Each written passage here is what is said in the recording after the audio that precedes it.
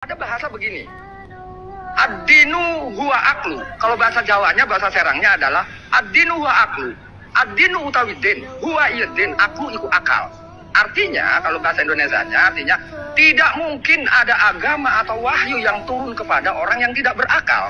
Artinya, jika ada manusia di Indonesia ini, tokoh-tokoh nasional yang tidak tertransfer, gitu kan, tidak terjuantahkan, tidak peka dengan persoalan masyarakatnya di Indonesia, termasuk di Banten ini, artinya mereka adalah orang-orang yang tidak berakal. Bismillahirrahmanirrahim. Warrahmanul Qudus Ba'insul Muqtadiru Rabbis Rafli Sadri wa Yasirli Amri Wahlul 'uqdatam min lisani yafqahu qawli. Subhanaka la ilma lana illa ma 'allamtana innaka antal alimul hakim. Shadaqallahul azim. Ya, alhamdulillah, walaupun dalam kondisi hujan, ya kita masih tetap terus menempuh perjalanan perjuangan ini. Ya mungkin saya akan sedikit cerita ya kan. Bagaimana sih latar belakangnya kok model orang seperti saya ini hanya sebatas nelayan, masih mau-maunya ngurusin hal-hal yang sifatnya besar lah, raksasa gitu kan. Nah sebenarnya mah sederhana sih jawabannya.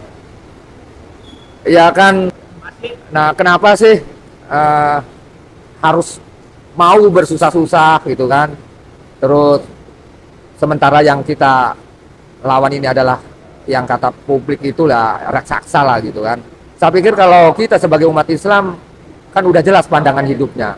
Tidak ada sesuatu yang paling besar di muka bumi ini, gitu kan, kecuali Allah gitu. Nah artinya ketika kita berpikir tentang ketuhanan, berarti kita juga harus menancapkan ketuhanan itu kepada wilayah akidah hati kan. Nah kemudian ketika di kedalaman hati kita sudah tertanam kalimat Allah itu, yaitu Allah yang maha wujud. Maksudnya maha wujud itu hukumnya wajib adanya, tidak mungkin nggak ada, wajib adanya. Nah saya justru terinspirasi gitu, ada sebuah kata yang mengatakan, ini juga gimana ya referensinya, ini juga dikutip dari, kalau saya ngomong buku itu jangan diartikan buku yang tertulis gitu kan, buku kering lah gitu. Kalau ketika saya ngomong buku berarti yang saya katakan ini buku bahasa. Seperti saya hari ini ketemu dengan Pak Ustadz Fajainuddin, ngobrol berbincang-bincang seperti ini, apa yang dikatakan Pak Ustadz Fajainuddin itu adalah buku buat saya, kitab gitu kan. Cuman bedanya kitab bahasa gitu, bukan tertulis ya? Bukan tertulis gitu. Nah ketika ngomong saya membaca buku yang berjudul Logika Penjajah karangan Yai Midi, nah itu bukan berarti buku kering yang tertulis di buku yang dijual di toko-toko buku, tapi buku bahasa gitu. Nah ini saya akan mengutip salah satu buku yang judulnya itu Kembali ke Fana gitu. Kembali ke Fana. Nah ini masih lingkaran karangan Yai Midi juga. Nah buku itu mengatakan segala sesuatu itu kan yang ada di luar diri kita sesungguhnya ada dalam diri kita, baik yang terindra maupun yang tidak, yang teraba maupun yang tidak gitu, itu ada dalam diri. Artinya kalau berbicara tentang alam besar, alam kecil itu ya alam besarnya sesungguhnya adalah manusia gitu kan. Nah alam kecilnya adalah alam semesta ini. Hubungan alam semesta dengan kita sebagai makhluk manusia ini ya itu tidak bisa dipisahkan. Nah makanya kenapa manusia disebut alam yang lebih besar, karena hanya manusialah yang bisa menampung kalimat Allah Akbar itu. Nah itu pun ada kata khusus lagi, manusia yang bagaimana gitu kan, yaitu manusia yang beriman. Nah maka dari situlah baru kita berpikir tentang masih dalam buku karangan Yai Midi ya, tidak ada satu objek pun yang bisa hidup atau bisa bergerak gitu kan, jika tidak mempunyai suatu titik gitu, di mana titik ini adalah tempat berkumpul atau bergabungnya seluruh kehidupan. Nah lalu kemudian bertanya, titik itu apa gitu. Nah mungkin yang saya sebut disinilah namanya pemikiran ketuhanan gitu kan. Nah ketika kita berpikir tentang ketuhanan, Berarti disitulah timbul dari kedalaman pemikiran itu, yaitu hati, akidah. Nah, permukaan hati akidah ini, yaitulah pemikiran ketuhanan. Nah, ketika kita berbicara tentang ketuhanan gitu kan, sebab dari segala sebab kita praktekkan di muka bumi ini. Nah, kemudian kami melihat gitu sebagai nelayan, yang harusnya saya melihat laut yang begitu indah, membuka pikiran saya bagaimana saya takarub dengan Allah gitu kan, tentang kebesaran-kebesaran Allah di situ di laut. Kemudian bagaimana saya bisa mengambil ikan di laut, kemudian buat mencari nafkah untuk ngempanin anak istri, anak bisa sejahtera gitu kan, bisa menyekolahkan anak dari laut itu. Nah, kemudian ruang laut ini diganggu gitu. Ada pagar-pagar di laut, ini di kapling-kapling yang harusnya saya lebih luas nangkep ikan, jadi nggak luas geraknya, jadi sempit. Di situ ada kerusakan lingkungan gitu kan. Yang tadinya terumbu karang bagus, ini jadi rusak, tidak ada terumbu karangnya. Nah, makhluk-makhluk ini ternyata mempunyai komunikasi satu sama lain. Tidak ada dunia bebatuan kalau tidak ada dunia hayat, tumbuh-tumbuhan. Begitu juga tidak ada dunia hayat, gitu kan, tumbuh-tumbuhan, jika tidak ada makhluk hewan segala macam, gitu kan, kayak kambing, binatang segala macam, gitu kan. Dan itu juga tidak akan pernah ada jika tidak ada makhluk yang namanya sosial, gitu. Nah, ketika kita berbicara sosial, gitu kan, ini kan larinya ke kita, ke manusia. Seharusnya gimana sih sosial itu? Hubungan manusia dengan manusia itu harusnya seperti apa, gitu. Nah, Allah memerintahkan itu, hablum minan nas itu. Nah, makanya saya bertanya kan gitu. Nah, baru kita lari ke logika penjajah. Ciri-ciri logika penjajah itu udah saya bilang, satu, parsial. Gitu kan. Kedua, memberi tapi ingin mendapatkan. Dia memberi tapi ingin mendapatkan yang lebih banyak lagi. Nah, menjajah gitu kan. Nah, ini logika penjajah. Termasuk pelit, nggak mau memberi, merasa kurang terus kalau ada sesuatu yang kita keluarkan untuk orang lain itu pelit. Itu juga logika penjajah masuknya. Gitu. Terus kemudian nggak pernah peduli, nggak pernah peka tentang kerusakan lingkungan, tentang persoalan-persoalan masyarakat yang tanahnya atau misalnya sawahnya diuruk. Kemudian yang punya tanah nangis, kenapa tanah saya belum dibayarin diuruk? Kemudian kita nggak peduli. Sama, itu juga masuk ciri-ciri logika penjajah. Gitu. Terus kemudian termasuk ketika kita mau sesuatu, mentransaksikan, suap menyuap, itu juga logika penjajah. Misalnya saya nih korporasi, karena saya ingin melancarkan perizinan segala macam, sehingga saya lobby ke aparatur pemerintah terkait dinas ini, dinas itu dengan cara menyuap, itu juga logika penjajah. Yang menerimanya juga itu logika penjajah. Gitu. Termasuk para pemangku kebijakan ya, para pengelola negara ini, yang hanya berpikirnya untuk gentong nasinya sendiri gitu kan, untuk kesejahteraannya sendiri. Ya, kemakmurannya sendiri gitu, tidak pernah memikirkan keumatan gitu kan, kerakyatnya sendiri. Itu juga logika penjajah. Sama. Nah, setelah saya berpikir ini kok sepertinya logika penjajah ini sudah menjadi suatu kebudayaan gitu kan di negara kita gitu. Contoh misalnya, orang nyalon dewan, nyalon bupati, nyalon wali kota, nyalon presiden, nyalon apa aja, ini harus yang dipertanyakan awalnya itu amplopnya mana, gitu kan? Nah, ketika kita memberi amplop segala macam, ini juga logika penjajah. Sehingga kemudian yang jadi pun jadi logika penjajah, gitu. Nah, kenapa masyarakat seperti itu? Nah, karena memang masyarakat juga sengaja dicetak untuk miskin, sehingga ketika dia miskin, maka yang timbul adalah bukan logika ketuhanan, tapi logika penjajah, serba materi lah, gitu kan? Nah, ini kemudian dimanfaatkanlah oleh korporasi, gitu kan? Atau mungkin kebudayaan ini juga memang disetting oleh kaum-kaum korporasi. Logika penjajah itu, gitu. Nah, kalau boleh digaris besari logika penjajah itu adalah serba materi. Kalau berpikir itu serba materi, gitu. Tidak ada pernah berpikir tentang nilainya, gitu kan? Nah, kemudian si korporasi ini, siapa yang mau nyalon dewan? Siapa yang mau nyalon bupati? Siapa yang mau nyalon presiden? Nah, digelontorkanlah dana ini sebenarnya Pak, ke calon-calon tersebut. Nah, si calon-calon ini karena berpikirannya logika penjajah, Dia sanggup menerima itu. Nah, kemudian jadilah jadi dewan, jadi bupati, jadi ini, jadi presiden, jadi apa gitu kan. Nah, kemudian si korporasi ini, si penjajah ini mengendalikan mereka, mengatur mereka untuk menata satu negara gitu kan. Tolong dong, tata ruang yang ada di daerah Pontang, Tirtayasa Tenara harus dirubah menjadi tata ruang industri. Yang tadinya awalnya tata ruangnya adalah pertanian, nelayan, dirubah menjadi industri. Karena si korporasi ada kepentingan di wilayah itu. Dirubahlah tata ruang. Nah, perubahan tata ruangnya ini juga enggak melalui prosedur. Contoh misalnya, ketika sosialisasi, kalau yang namanya rencana tata ruang, ini mah saya cerita pengalaman gitu kan. Nah, seharusnya untuk merubah tata ruang itu, gitu kan, itu harus sosialisasi, itu sosialisasi kepada masyarakat.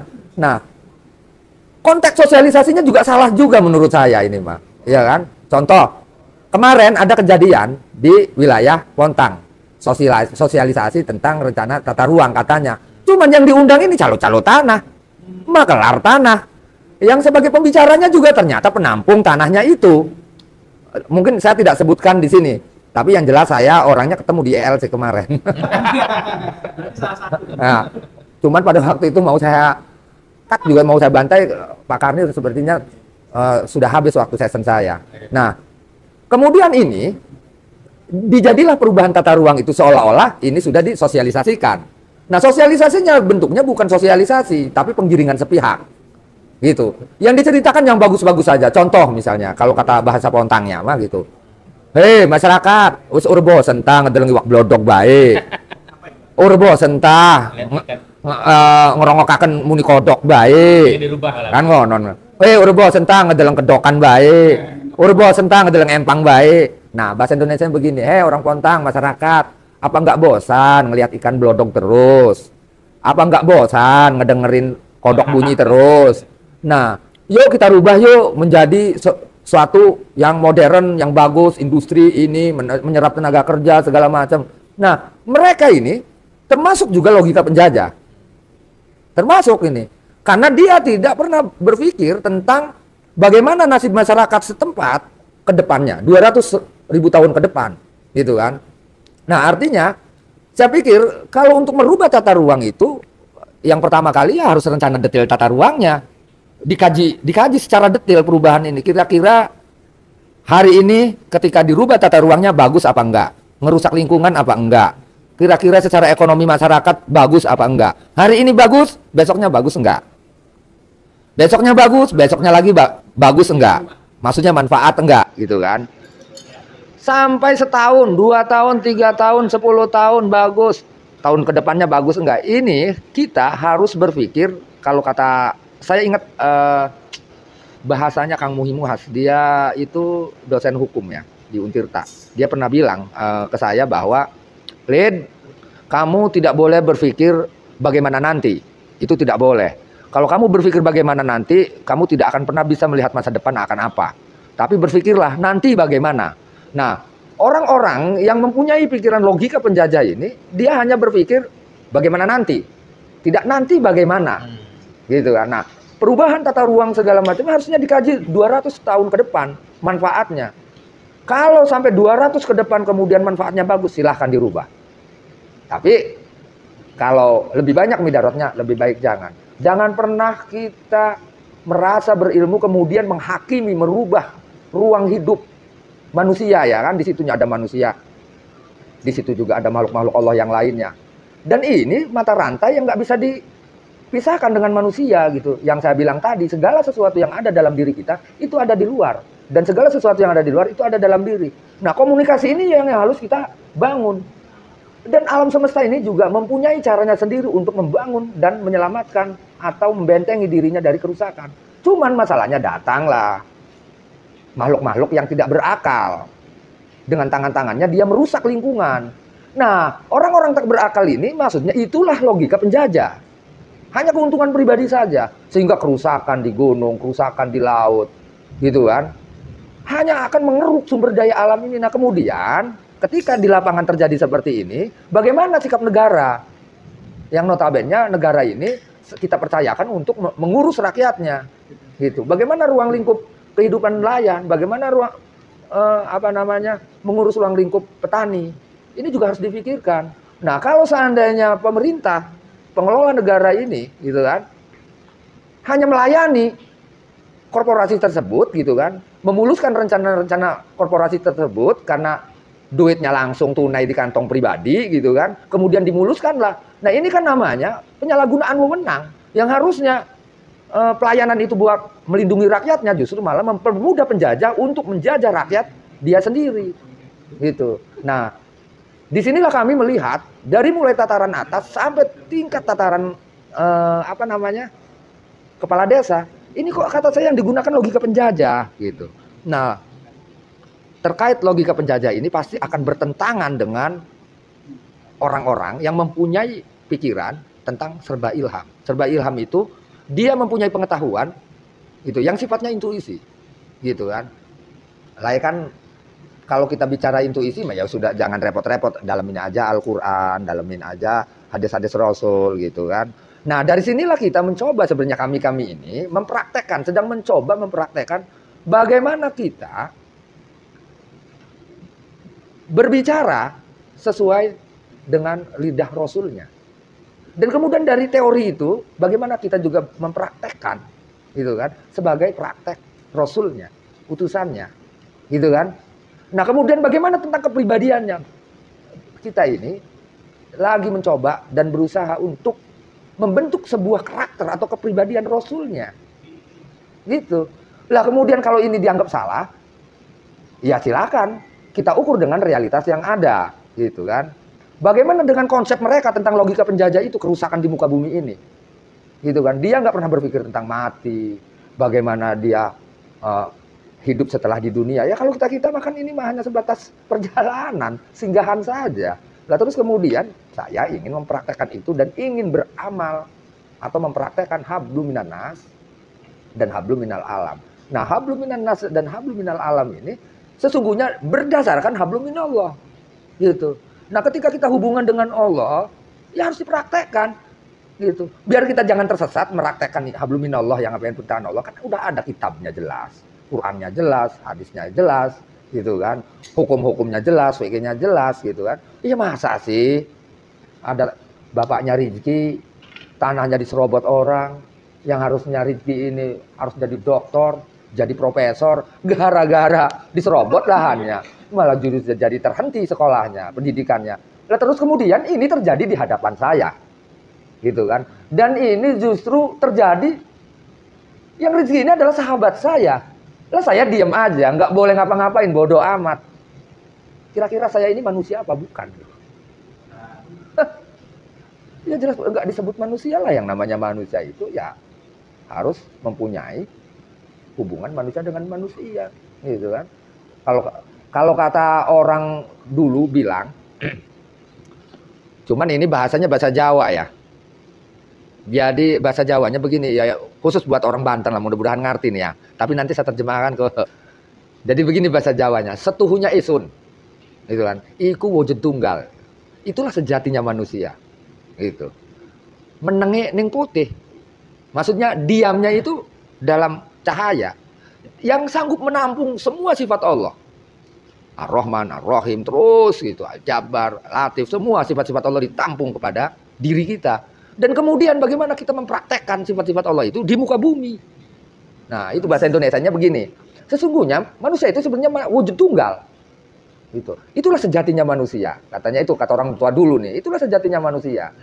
Dan harus diam dalam posisi yang terang, gitu kan. Dalam kesucian, gitu kan.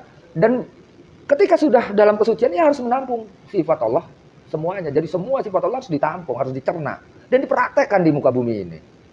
Ya kan, maksudnya bersembunyi, bukan bersembunyi ya, memposisikan diri untuk bertempat di sesuatu yang terang, yaitu cahaya. Ada dulu saya sekolah ibtidaiyah, ada bahasa begini, al ilmu nurun wal jahlu dulmun, gitu. Utawi ilmu iku cahaya, wal jahlu dulmun, dan utawi jahil dulmun iku pepeteng. Artinya ilmu itu cahaya, jahil dulmun bodoh, gitu kan. Itu kegelapan, jahiliyah aja. Nah, itu kegelapan. Nah, Tinggal kita mau pilih yang mana, memposisikan diri sebagai manusia itu di mana pengennya. Apa mau di nur, al-ilmu tadi, cahaya, atau di dulmun, kegelapan.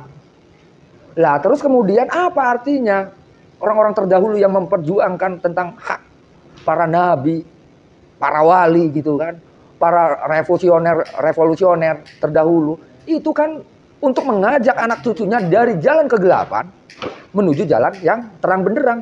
Sampai itu tingkatannya Allah mengutus Rasulnya untuk mengajak ke dalam sesuatu yang tadinya gelap menjadi terang.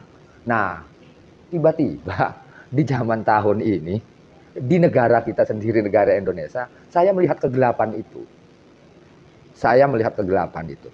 Dan itu dipraktekkan sampai tingkat atas, sampai tingkat masyarakat yang paling bawah. Dia mempraktekkan pola laku, cara berlaku dan berbuat dengan pola laku kegelapan. Dulmun, dolim, gitu, dolim, bodoh. Nah ternyata ketika kita cari sebabnya, kebodohan-kebodohan ini, kedoliman-kedoliman ini, ternyata sebabnya adalah orang-orang yang memegang teguh pemikiran logika penjajah itu. Yang ada itu keuntungan, bagaimana saya kaya raya, tenar, kekuasaan, terus. Nah inilah yang disebut penyembah berhala. Penyembah berhala ini, tanpa sadar dia menyembah berhala itu. Yang dikejar kekuasaan, dengan kekuasaan kita bisa berbuat segala sesuatu. Yang dikejar ketenaran, dengan ketenaran kita bisa dihormati, mengejar kehormatan. Dan sesungguhnya itu maya sebenarnya. Nihil, enggak abadi gitu. Punah, dibatasi waktu, kapan aja punah. Paling kita manusia paling 70 tahun udah koit mati, punah. Jadi apalagi? Jadi apapun, kan udah saya bilang di awal-awal. Selain dari Tuhan yang Maha Esa, dalam kurung Allah, semua kekuasaan yang di muka bumi ini, itu kemuliaan, kehormatan, harta, apa aja, bukan hanya di Indonesia ya, di muka bumi sejagat alam raya ini, selain dari Tuhan yang Maha Esa, selain dari Allah, semuanya punah. Lalu kemudian kita akan memperjuangkan apa? Kecuali kita harus menerangkan hal itu agar supaya jangan terjadi penindasan gitu kan. Jangan ada terjadi penganiayaan, pelanggaran HAM. Orang dibunuh begitu saja, hukumnya nggak jelas. Dia punya orang tua, dia punya anak dibunuh, dibantai. Tanah orang diserobot gitu kan, laut dirusak. Ini kan melanggar gitu kan, melanggar manusia, melanggar makhluk-makhluk Allah yang lainnya. Makanya kami ingatkan ya, jika makhluk-makhluk Allah ini udah marah, ya, bukan hanya manusia yang akan bergolak. Angin akan marah, api akan marah, air akan marah, tanah juga akan marah. Dan mereka itu ada dalam tubuh saya. Dan itu bisa diperintah dengan izin Allah tadi, karena dialah penciptanya. Gitu. Bisa saja saya perintah. Gitu. Karena ini adalah bagian dari tubuh saya, bagian dari saya, sahabat saya, saudara saya, angin saudara saya, sahabat saya. Gitu. Lah kemudian ada perusakan angin polusi, ada kerusakan tanah, ada kerusakan api. Api dirusak. Pengen tahu api dirusak? Gitu. Dia menggunakan unsur api itu untuk hawa nafsunya, keserakahan dan ketamakan. Gitu. Tapi tidak digunakan nafsu ini untuk tolabul ilmi, gitu. Merusak gunung, merusak laut, gitu. Menebangi pohon, nembakin binatang-binatang. Ini kan merusak namanya. Nah, orang-orang seperti ini jika didiamkan, udah lawannya itu pasti saya itu. Karena saya tidak suka hal seperti itu. Nah, kembali lagi ke persoalan tentang pagar laut, kemudian korporasi yang namanya PIK 2 gitu kan. Nah ini kok mereka ini menjadi sesuatu yang hebat seperti negara gitu kan. Nah ternyata hebatnya itu karena didukung oleh oknum-oknum yang sedang mengelola negara ini. Suap menyuap terjadi, korupsi di mana-mana, ini mau kemana negara gitu. Nah kalau seandainya ini terus dipertahankan, tanpa ada saya ataupun tidak ada saya, tetap ini akan terjadi pergolakan. Karena sesungguhnya makhluk-makhluk Allah ini juga nggak terima sebenarnya mah. Gitu. Jadi mari kita kembali ke fitrahnya manusia, harusnya apa manusia ini. Bagaimana caranya manusia mengelola negara, mengelola lingkungannya, gitu. Ya, ya itulah pemikiran seorang nelayan ya. Jadi pemikiran nelayan itu ya seperti itu. Nggak tahu saya sendiri apakah pemirsa ini paham atau tidak, wallahu a'lam bishawab. Ya.